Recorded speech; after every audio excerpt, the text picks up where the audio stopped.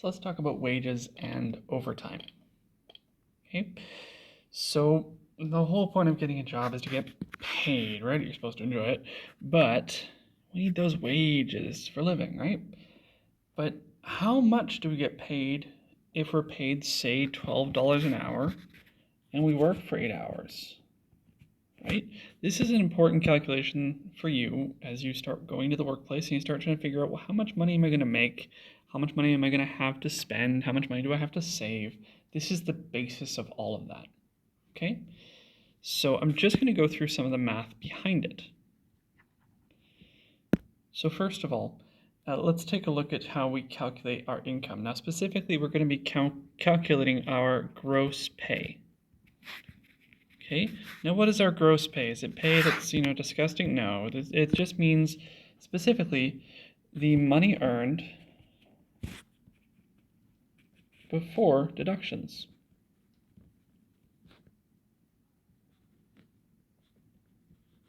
Right? So this is how much money it says on your paycheck before other things are taken off of it. So some deductions,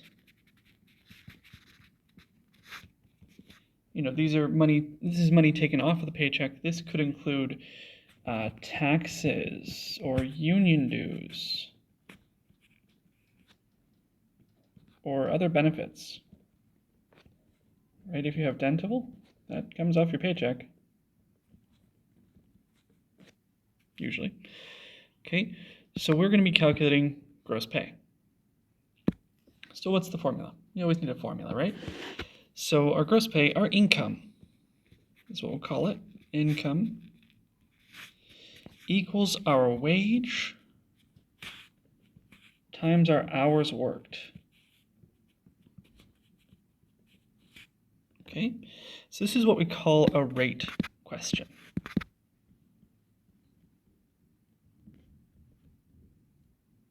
Okay, why do I call it a rate question? Well, because this wage is a rate. Okay, if I were to set this up with some real numbers here, we'll say income, I for now, equals, like from before, $12 per hour. So it's something per something else. So the money that you earn changes with the time that you work. And when two variables are changing in relation to each other, we call that a rate. Okay, why is that important? Because in rate questions, you're usually multiplying to find your total. Okay, so in this case, it is the rate times the number of hours that you've worked. So in this case, 8 hours was the example that we used. So all we do is we take our variables, we multiply them together. So we take 8 times 12, and we get that our income, our I, equals $96. Okay? So when we multiply these together, we will get, specifically it'll look like, 12 times 8. But we have $12 and 8 hours over 1 hour. Right? Your hours will cancel, and you'll be left with those dollars. That's why we can go from hours and hours to dollars. Okay? Units are important. But in terms of just finding the answer, this part right here. Okay? That's the most important part of finding any of your wages. Okay? Just multiplying the wage with the number of hours. Okay, I think I've gone over that enough, so we'll just do a couple of examples here just to drive the point home. Okay, so another thing that we can do here. Okay, so let's look at doing it backwards. So let's say that Garth worked 34 hours cutting lawns, and his gross income was $329.12. What was his hourly wage? So our formula was that we had our income equals our wage times our hours, but this time we have our hours, we have our income, we don't have the wage, so we can't solve it this way, right? If we put in all of our numbers right now, it wouldn't make much sense. So what we can do instead, we'll do this with numbers in it because I've found that that's what people prefer. We will simply solve for the wage. So let's do that here. So we have the income, our gross income was $329.12. That equals our, we don't know the wage, so we keep it as W there, just to say this is the wage. We don't know what it is yet. And times the number of hours we've worked, which is 34 hours. Okay? So we have to get W on its own here, wages on its own. So we got to get rid of this guy right here. So we have to do its opposite to get rid of it. That's how we do things in math. To get rid of something, you do its opposite. So the opposite of times is divide. And then we just divide by the same thing that we're trying to get rid of. Okay? So times 34 divided by 34 is 1. So we just get rid of it. Okay? And whatever we do on the right side, we must do on the left, just because math is fair. Right? So if we now have $329.12 over 34 hours. So if we do that division, we take our final step here, we'll end up with $9. Whoops. $9.68. And that is per hour. Right, since we had hours on the bottom, hours on the bottom. Okay, so that is our wage. So now we can go from wage and hours to income. And we can go from income and hours to wage. Awesome.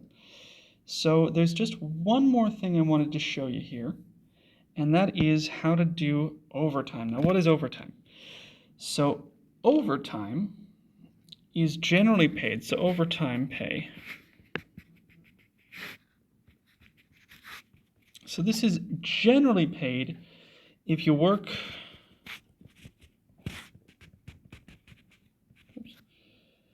more than the regular number of hours.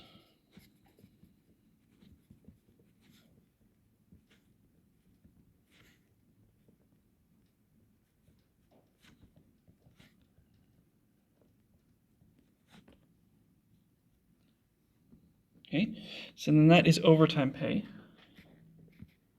So you get paid more.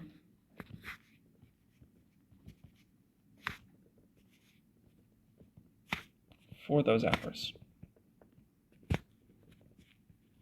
Okay, so for example, if my workday was 8 hours long and I worked for 9 hours, I'd have 1 hour of overtime, depending on my job. Some jobs don't pay overtime.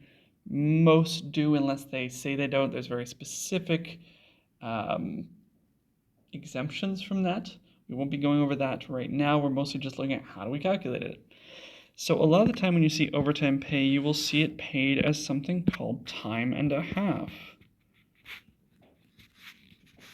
Okay, so when you see that, what I want you to think about is time, so there's 1 and a half, 0.5, time and a half. Because all you do to find time and a half is you take the regular wage and you multiply it by 1.5, and that will be your time and a half wage, or your overtime wage. Okay, sometimes, especially on holidays, you might see double time and a half.